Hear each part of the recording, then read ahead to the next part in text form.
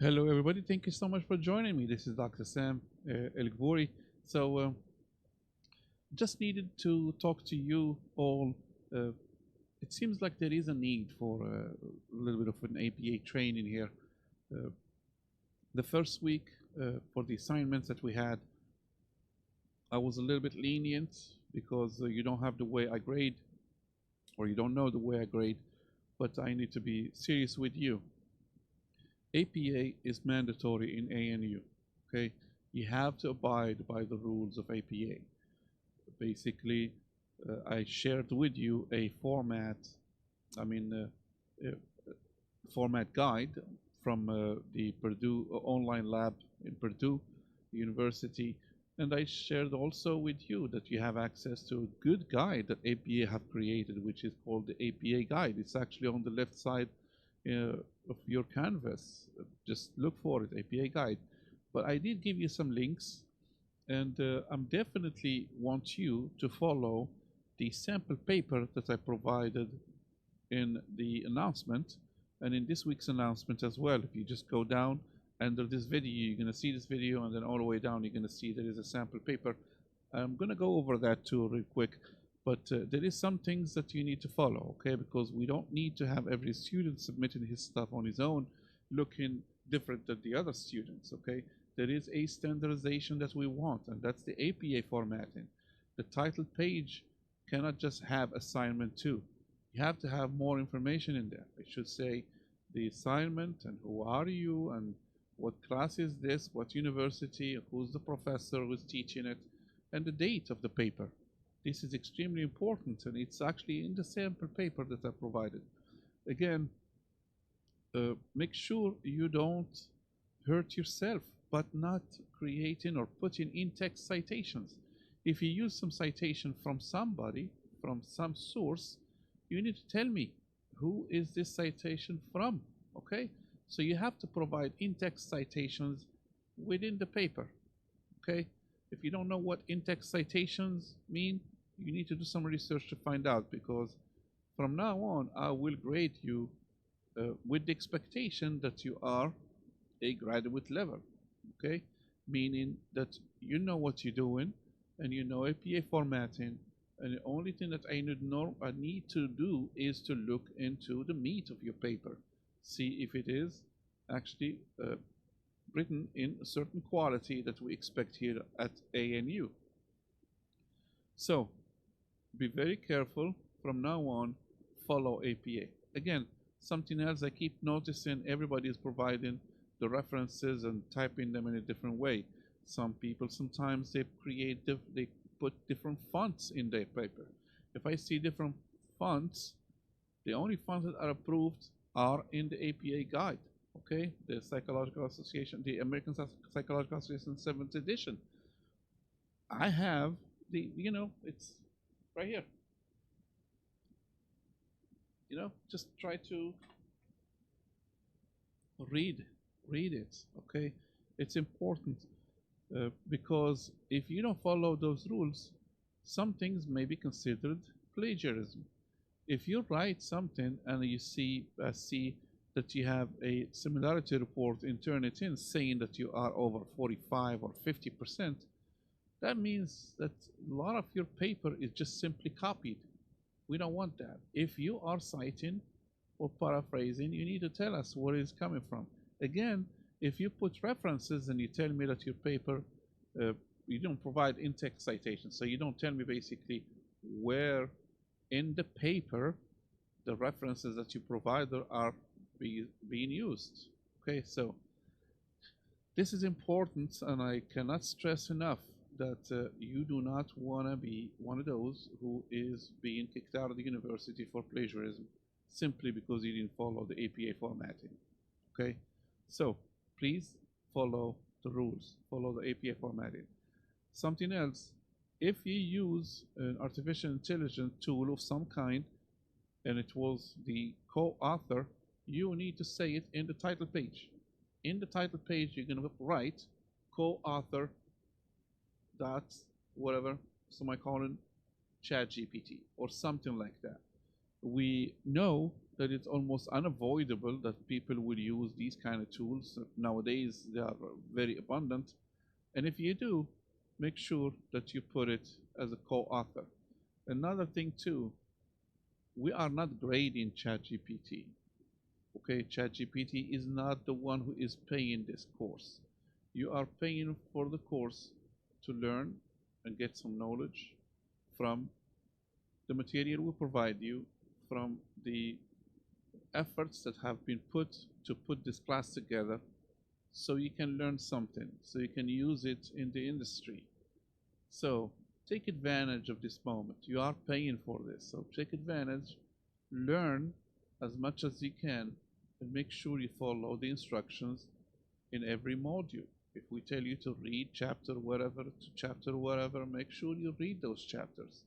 You may not have a chance to go over these chapters again, so take advantage of the moment, please. Okay, I'm gonna go over the stuff that I wanted you to basically master. Okay, I'm gonna remove my. This is the Purdue University. This is called the OWL, Purdue.edu. OWL is Online Writing Lab. This is something that's extremely helpful, and I used this extensively in the past as well, and I still do. And the good news is they have an APA guide, and one of the best APA guides out there. Guides. They have some tools you can use actually to create in-text citations or references and things like that. And in this guide, you can actually learn as much as you. What is this? You can learn everything about the references and how do you do them and things like that. And there is an APA sample paper right here. Okay, this is the APA sample paper. There is two types for students and professionals. I actually use the professional one, but for you, you're going to use the APA sample student paper. This is how I want you to do your paper. Okay, this is the title page. I want it to be like this. Okay, put your name on top. Tell me this is the, for example, the university, American National University. You're going to put the class, whatever it is, and the name of the class, what is it for? Dr. Me, okay, you're going to put my name in here, and then the date of the paper, the date you submitted it.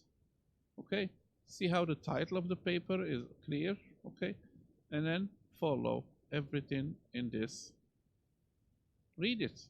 You will understand a lot more than what I can teach you.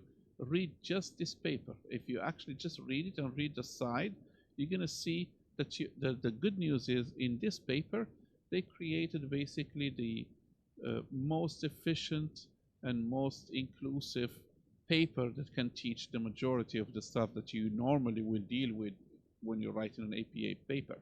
So read the entire thing. It's not important. The inside is not important. What I want you to see is the outside.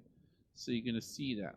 So notice here, for example, if you're doing a word for word, needs to have quotations, and you need to tell us exactly where you got it from. See, it tells us exactly where you got it from and the location of where you got it from. You should have this is in reference, okay? This guy, for example, Accordion Theol 2017. If we go back to the references, we should see it. T. So B, C. By the way, the references need to be in alphabetical order, okay? So it should be in here.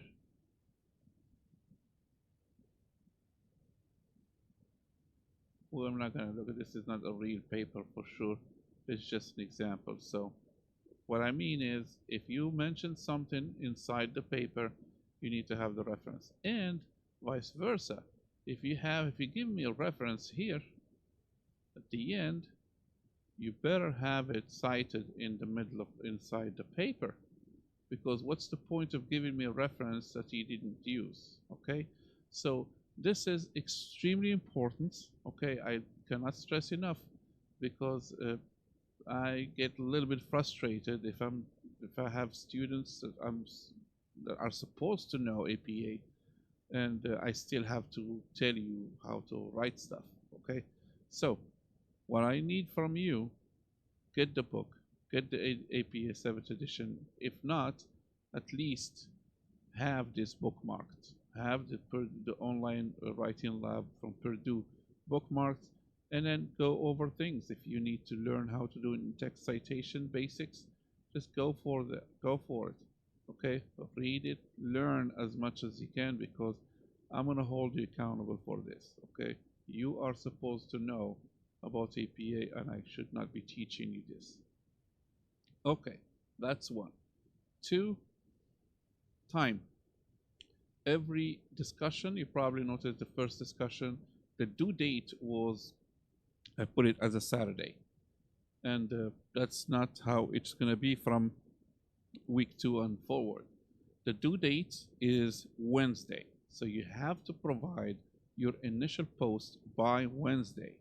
If you provide it after Wednesday, you will lose points. Okay, you will not get your full grade, you will get less. Okay, and you have to have at least one reply, at least one.